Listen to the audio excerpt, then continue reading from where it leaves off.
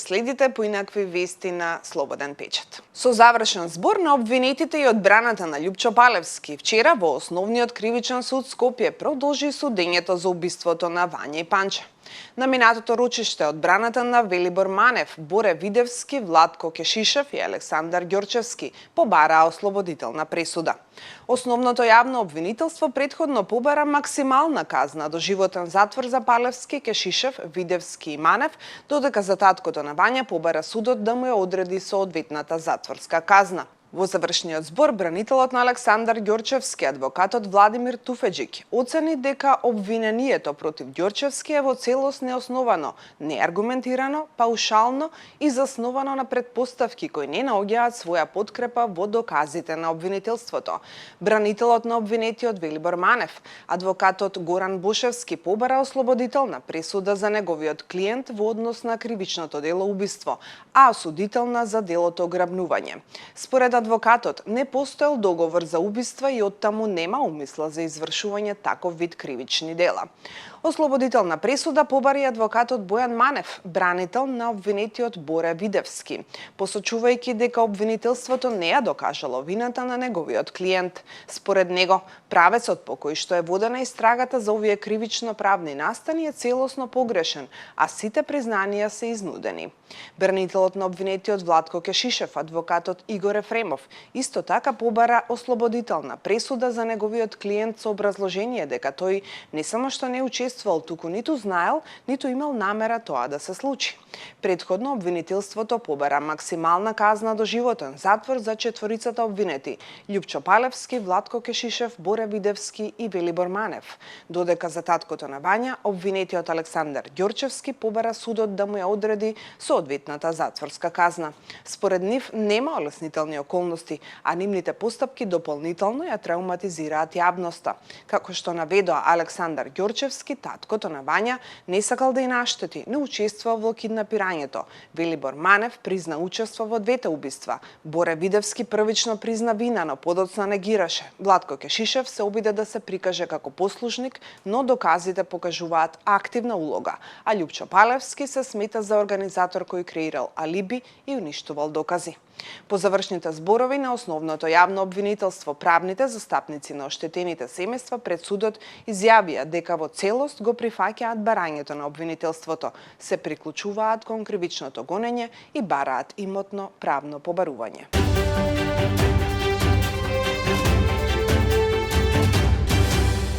Тензии тепачка во Совет на Кочани, повредена вработена со шише во глава.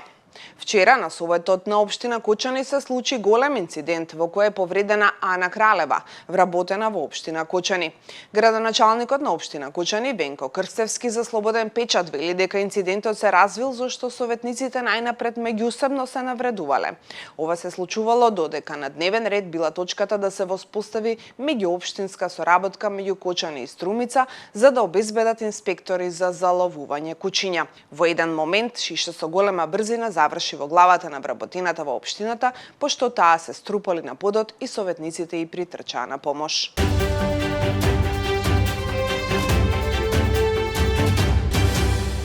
Владата ќе ги покачува пензиите непосредно пред изборите, повеќе пари и заплати во администрацијата.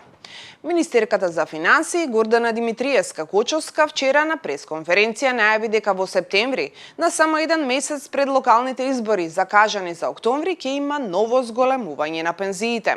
Се уште не е одлучено дали тоа ќе биде линеарно со фиксна сума за сите пензионери или ќе биде изразено во процент од пензијата што ја прима секој од нив, вели министерката. Презентирајќи го предлогот за ребаланс на буџетот, Кочовска рече дека вкупниот трансфер од државниот буџет до Фондот за пензиско и инвалидско осигурување оваа година ќе биде околу 50 милиарди денари, односно околу 800 милиони евра. Во првата половина од годината имаше послаба реализација отколку што беше предвидено за нас до крајот на годината, бидејќи го предвидовме, а проекцијата ќе се оствари бидејќи не ја почитуваме минималната плата и платите продолжуваат да се зголемуваат и сега веќе се чувствува од месец во месец како имаме поголема наплата на придонеси, па се планирани 2 2,5 милиарди, но ова е само резултат на тие недостатоци на ликвидност што ги има ПИО во однос на тоа колку реализира од сопствените приходи, објасни Кочовска. Кочовска потврди и дека предлогот за ребаланс на буџетот предвидува изголемување на средствата за плати во јавниот сектор. Зборуваме за извршување на буџетот и за ставката плати. Да, има зголемување. Ефектот овде најмногу се должи на Министерството за внатрешни работи, кое имаше зголемување на платите од 10%, додека МВР во суштина брои најголем број на администрација. Тие имаат околу 12.000 вработени, рече Кочовска.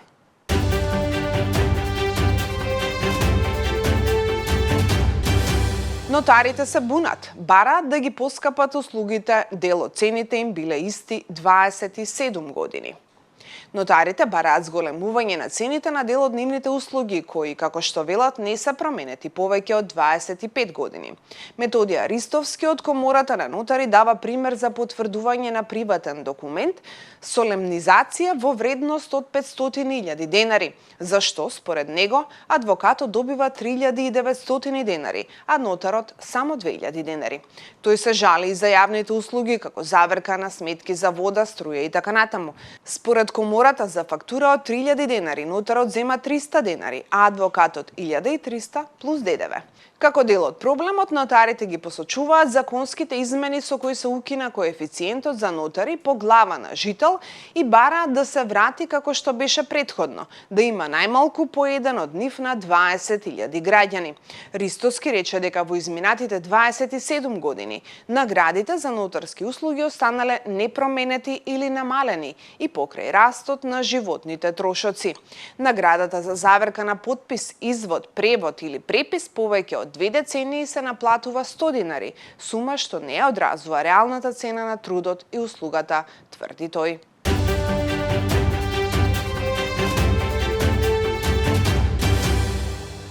Управителите со гробиштата во Бутел не одговорија дали тие ги покриваат трошоците за нови бисти или пак семејствата на починатите кои по високите давачки при погребите, како сандак, црковна тарифа и гробно место што чинат илјадници евра, треба повторно да го одврзат кесето.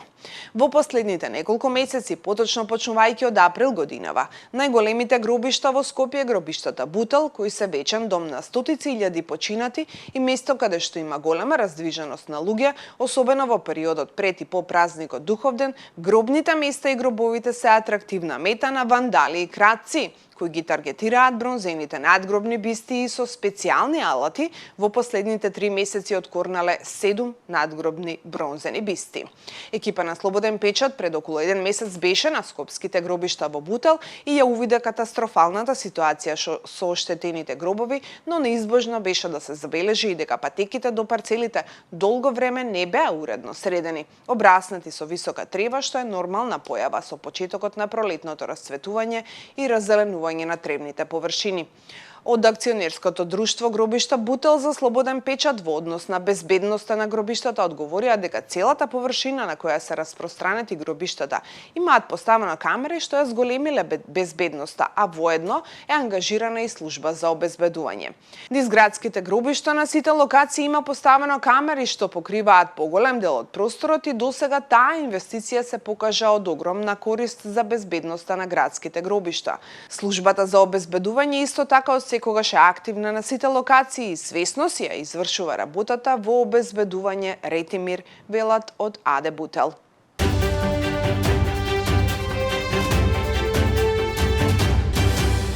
Конечно дожд, но во комбинација со 35 степени.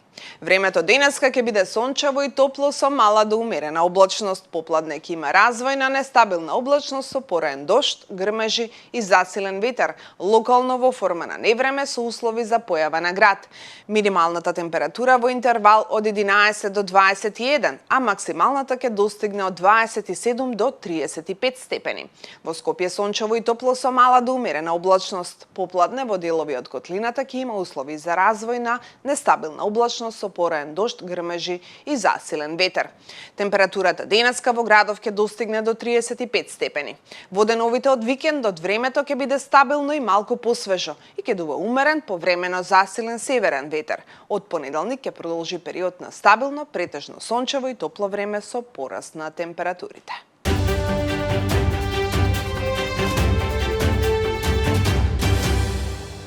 Вечерва во 20 часот на YouTube каналот на Слободен печат ќе имате можност да го видите новото издание на подкастот со Ана на ти, кој што случајно или не го водам јас, а моја вечерашна гостинка ќе биде Зарина Првасевда. Со неја разговаравме за традицијата, за нејзиното детство, за љубовта кон музиката, пријателите, љубовта, многу теми, интересни теми, затоа вечерва проследете го новото издание на Со Ана на ти.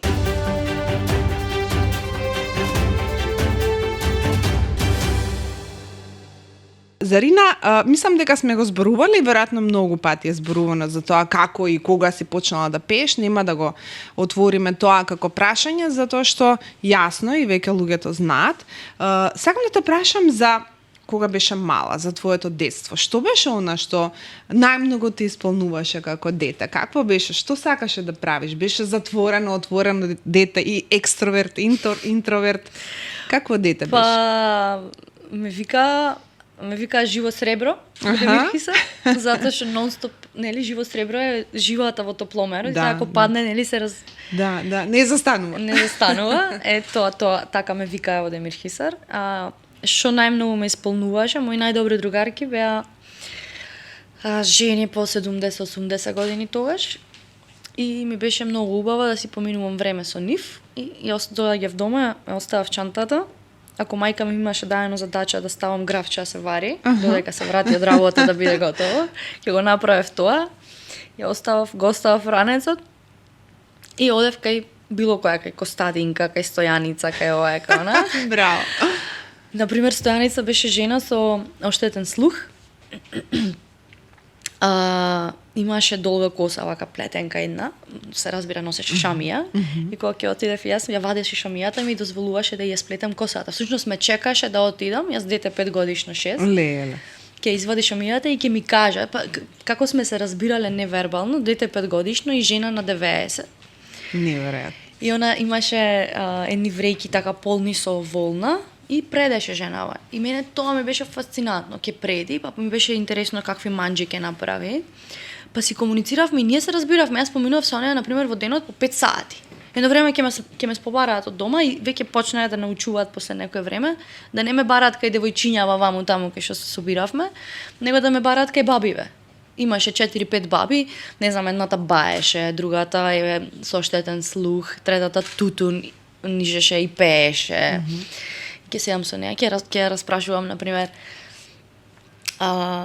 како се омажи, како ја земаја. Тоа ме интересираше дали имала спонтани абортуси. Значи, такви прашања ме интересираа и ми кажуваа жени, човече. Ама кога ќе ми текне, жени ми раскажуваа такви работи. Јас од тогаш ме интересираа меѓучовечките односи, релација мајка-дете. И тогаш сум имала интерес за лица со некакви потешкоти. Да. Специфични работи од секогаш. И тоа ме правеше среќна.